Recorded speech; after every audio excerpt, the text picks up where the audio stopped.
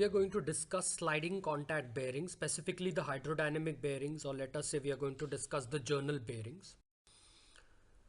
Today we are going to discuss the difference between hydrodynamic bearings and hydrostatic bearings. Now you can see this is the diagram of hydrodynamic bearings. O dash is the center point of the bearing and O is the center point of the journal or the shaft, and you can see W is the load which is being applied on the shaft. So the difference in the centers is denoted by small e, which is eccentricity. HO is the film thickness.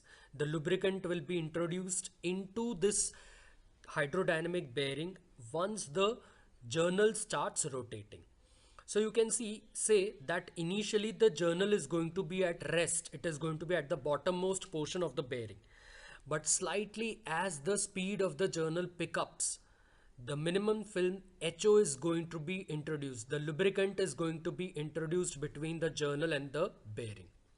So the system of lubrication in which this load supporting fluid film, the lubricant, is created by shape and relative motion of the sliding surfaces. This type of lubrication is called as the hydrodynamic lubrication. While the hydrostatic lubrication, the load supporting fluid film is because of the external pump. You can see in the diagram A, initially the journal is at rest, but when the pump is going to supply the oil, the lubricant will be introduced between the journal and the bearing. So hydrostatic lubrication, you can say that there is no starting friction. These are also called as externally pressurized bearing because the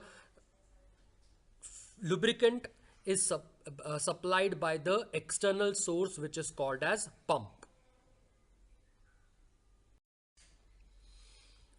Now the construction of hydrodynamic bearings is simple. You can say that because there is no pump, while hydrostatic bearings, due to external source like pump, the construction is a bit difficult.